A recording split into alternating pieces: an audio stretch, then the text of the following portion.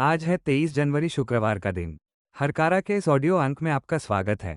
हरकारा लेकर आया है आज के न्यूज़लेटर का पॉडकास्ट जिसे आपके लिए तैयार किया है निधीश त्यागी के साथ राजेश चतुर्वेदी, गौरव नौरियाल और फलक अफशान ने। जिन खबरों का जिक्र हम यहाँ कर रहे हैं उनके लिंक्स और विस्तृत जानकारी मूल न्यूज़लेटर में है। हरकारा यानी हिंदी भाषियों के लिए क्यूरेटेड न्यूज़लेटर। ज़रूरी खबरें और विश्लेषण, शोर कम, रोशनी ज़्यादा। नमस्कार, हरकारा में आपका स्वागत है। आज के इस अंक में हम बात करेंगे भारतीय अर्थव्यवस्था पर मंडराते संकट की, जहां रुपया अपने ऐतिहासिक निचले स्तर पर पहुंच गया है और अमेरिकी जांच एजेंसी के समन की खबरों के बाद अदानी समूह के शेयरों में भारी गिरावट दर्ज की गई है। हम विश्लेषण करेंगे वरिष्ठ पत्रकार श्रवण गर्ग के साथ कि कैसे देश की राजनीति में एक नया और खतरनाक ध्रुवीकरण आकार ले रहा है, जहां मुस्लिम समुदाय अब विपक्ष से भी दूर होता दिख रहा है। इसके अलावा बात होगी कपड़ा निर्यातकों की, जिन्होंने अमेरिकी टैरिफ के चलते लाखों नौकरियां जाने की चेतावनी दी है, और मुंबई की राजनीति में एक नए संभावित गठबंधन की जो एकनाथ शिंदे की मुश्किलें बढ़ा सकता है। साथ ही जानेंगे यूक्रेन युद्ध को लेकर रूस और अमेरिका के बीच हुई गुप्त बैठक का हाल। आइए शुरू करते हैं सिलसिला खबरों का। डॉलर के मुकाबले भारतीय रुपये की गिरावट लगातार जारी है। द वायर की रिपोर्ट के अनुसार शुक्रवार को रुपये ने 6 महीनों में अपनी सबसे बड़ी साप्ताहिक गिरावट दर्ज की। विदेशी पूंजी की लगातार निकासी और आयातकों द्वारा हेजिंग ने मुद्रा में कम विश्वास को उजागर किया है, जिसके चलते ये डॉलर के मुकाबले लगभग 92 रुपये के ऐतिहासिक निचले स्तर तक गिर गया। बाजार में रुपया प्रति डॉलर 91.96 के स्तर पर बंद हुआ। अर्थव्यवस्था में प्रत्यक्ष विदेशी निवेश और विदेशी पोर्टफोलियो निवेश में गिरावट ने उस रुझान को उलट दिया है जो 1990 के दशक से दिखाई दे रहा था। विश्लेषकों का कहना है कि यह केवल अमेरिका द्वारा भारत पर दुनिया में सबसे अधिक टैरिफ लगाने जैसा बाहरी दबाव नहीं है, बल्कि इसके घरेलू कारण भी हैं। मैकलाई फाइनेंशियल सर्विसेज के उपाध्यक्ष कुणाल कुरानी ने रॉयटर्स को बताया कि व्यापक संकेतों के बावजूद रुपया दबाव में बना हुआ है। भारतीय शेयर बाजार भी दबाव में है क्योंकि विदेशी निवेशक लगातार बिकवाली कर रहे हैं। नए साल के पहले महीने में भारतीय इक्विटी से विदेशी निकासी लगभग 3.5 बिलियन डॉलर रही है।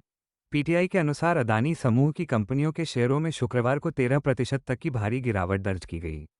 ये गिरावट उन खबरों के बीच आई है जिनमें कहा गया है कि अमेरिकी प्रतिभूति और विनिमय आयोग यानी एसईसी ने कथित धोखाधड़ी और $265 मिलियन के रिश्वत मामले में गौतम अदानी और सागर अदानी को समन जारी करने के लिए अदालत से अनुमति मांगी है।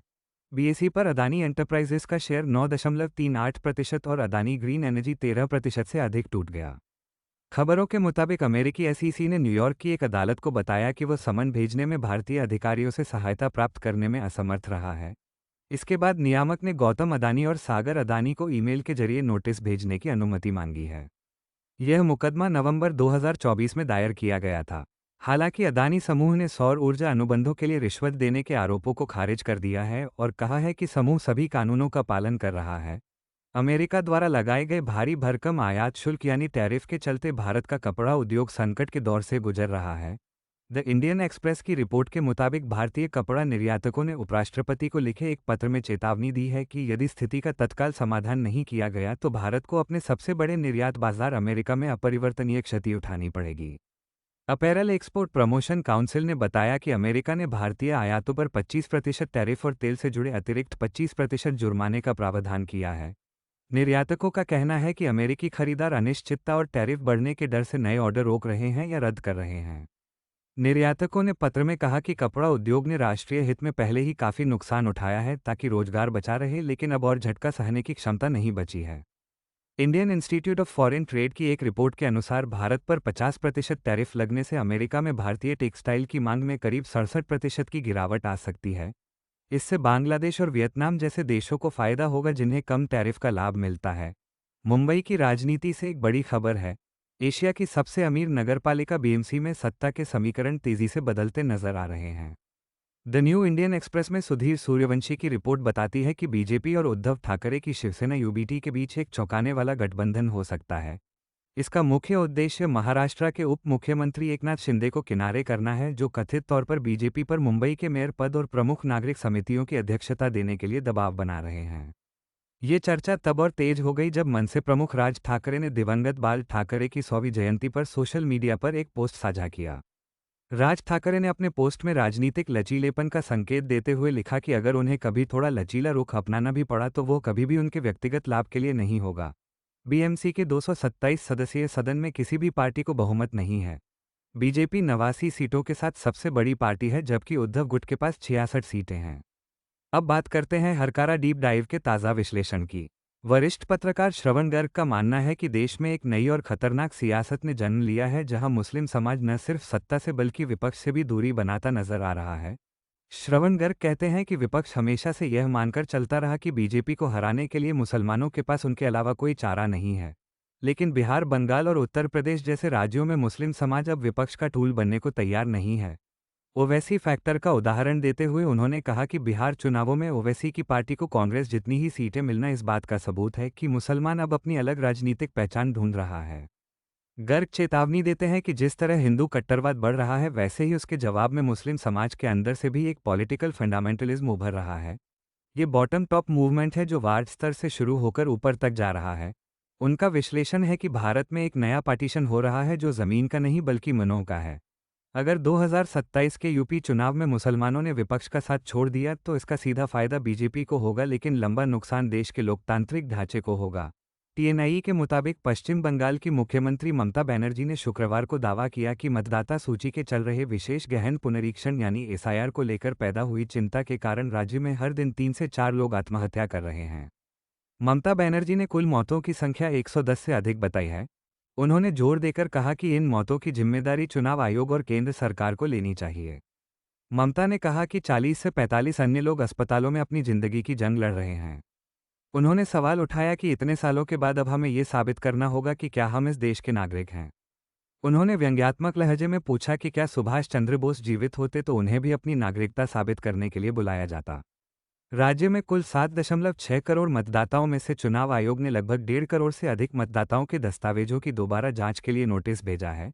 द वाया में हर्षमंदर का लेख मोदी युग में राज्य कैसे मुस्लिम आजीविका पर प्रहार करता है, भारत में अल्पसंख्यक समुदाय की आर्थिक स्थिति का विश्लेषण करता है।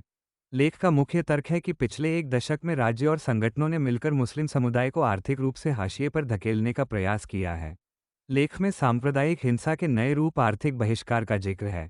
इसमें बताया गया है कि कैसे अतिक्रमण हटाने के नाम पर बुलडोजर संस्कृति के जरिए चुनिंदा तरीके से संपत्तियों को निशाना बनाया गया। लेख के अनुसार मांस और चमड़ा उद्योग पर कड़े कानूनों ने मुस्लिम व्यापारियों के साथ दलितों को भी प्रभावित किया है। इसके अलावा मंदिरों के मेलों में मुस्लिम दुकानदारों के प्रवेश पर प्रतिबंध और कांवड़ यात्रा के दौरान पहचान उजागर करने वाले आदेशों को भेदभावपूर्ण बताया गया है।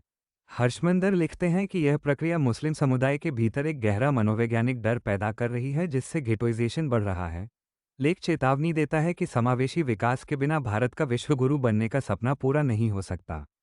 अंतर्राष्ट्रीय जगत की बात करें तो एक्सियोस की रिपोर्ट के अनुसार यूक्रेन युद्ध को समाप्त करने के अमेरिकी राष्ट्रपति डोनाल्ड ट्रंप के प्रयासों के तहत उनके विशेष दूतों ने क्रेमलिन में रूसी राष्ट्रपति व्लादिमीर पुतिन के साथ 4 घंटे लंबी बैठक की। ये बैठक अबू धाबी में होने वाली महत्वपूर्ण त्रिपक्षीय वार्ता से ठीक पहले हुई। व्हाइट हाउस के दूत जैरेड कुशनर और स्टीव विटकॉफ ने दावोस में यूक्रेनी राष्ट्रपति जेलेंस्की से मिलने के बाद मॉस्को का दौरा किया।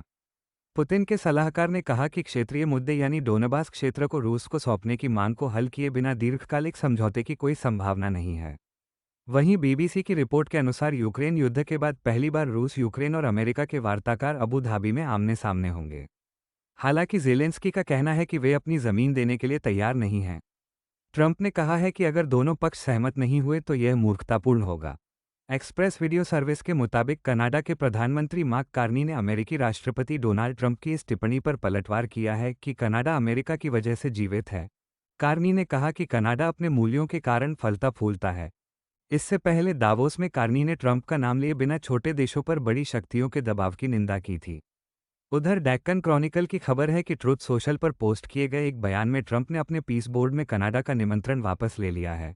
ट्रंप ने लिखा कि कनाडा को अमेरिका का आभारी होना चाहिए क्योंकि उसे बहुत कुछ मुफ्त में मिलता है, लेकिन वे आभारी नहीं हैं। ट्रंप ने मार्क कार्नी को चेतावनी देते हुए कहा कि अगली बार बयान देने से पहले ये याद रखें। बीबीसी की रिपोर्ट के अनुसार टिकटॉक ने अमेरिका में अपने अस्तित्व को बचाने के लिए एक बड़ा सौदा पूरा कर लिया है। इस सौदे के तहत टिकटॉक का अमेरिकी परिचालन अब एक नई कंपनी टिकटॉक यूएसडीएस जॉइंट वेंचर के तहत काम करेगा। इसमें ओरेकल और सिल्वर लेक जैसे निवेशकों की हिस्सेदारी होगी और बाइडेंस के पास केवल 19.9% हिस्सा रहेगा। ओरेकल अब अमेरिकी यूजर्स के डेटा और एल्गोरिदम की निगरानी करेगा। राष्ट्रपति ट्रंप ने सोशल मीडिया पर लिखा कि वे टिकटॉक को बचाने में मदद करके बहुत खुश हैं। बॉम्बे हाईकोर्ट ने शुक्रवार को एल्गार परिषद मामले में सांस्कृतिक कार्यकर्ताओं सागर गोरखे और रमेश गायचोर को जमानत दे दी। दोनों 2020 से जेल में बंद थे।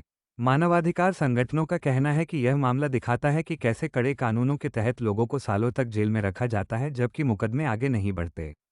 वहीं आर्टिकल 14 की रिपोर्ट के मुताबिक हरियाणा में पेड़ों की सुरक्षा के लिए कोई ठोस कानून नहीं होने से बड़े पैमाने पर कटाई हो रही है। रिपोर्ट बताती है कि अकेले 2024 में हरियाणा में 12 हेक्टेयर से ज़्यादा पेड़ कटे।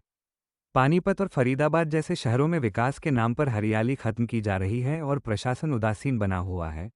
टीएनआई के अनुसार एक अमेरिकी विस्लब्लोअर ने दावा किया है कि एयर इंडिया के बोइंग 787 विमान में इलेक्ट्रिकल विफलताओं का लंबा इतिहास था जो हाल ही में अहमदाबाद के पास दुर्घटनाग्रस्त हुआ था। रिपोर्ट में दावा किया गया है कि विमान में बिजली कटने और पुर्जों के गर्म होने की समस्याएं थीं। दूसरी ओर द न्यू इंडियन एक्सप्रेस के अनुसार इंदौर के महू छावनी क्षेत्र में दूषित पेयजल के कारण पीलिया फैलने की खबर है। 20 से अधिक लोग डायरिया से जान गंवा चुके हैं और अब कई बच्चे अस्पतालों में भर्ती हैं। स्थानीय विधायक ने जल आपूर्ति व्यवस्था को इसके लिए जिम्मेदार ठहराया है। मौसम का हाल। पीटीआई के मुताबिक उत्तराखंड और हिमाचल प्रदेश के उच्च ऊंचाई वाले क्षेत्रों में साल की पहली बर्फबारी हुई है जिससे लंबा सूखा समाप्त हो गया है। केदारनाथ और बद्रीनाथ सफ़ेद चादर से ढक गए हैं। मौसम विभाग ने ऑरेंज अलर्ट जारी किया है। ये बर्फबारी किसानों और सेब बागवानों के लिए राहत लेकर आई है। हरकारा के आज के इस अंक में बस इतना ही। उम्मीद है खबरों का ये सिलसिला आपको पसंद आया होगा। आप अपनी प्रतिक्रिया और सुझाव हमें भेज सकते हैं। हरकारा के अगले अंक के साथ फिर मिलेंगे। तब तक के लिए धन्यवाद।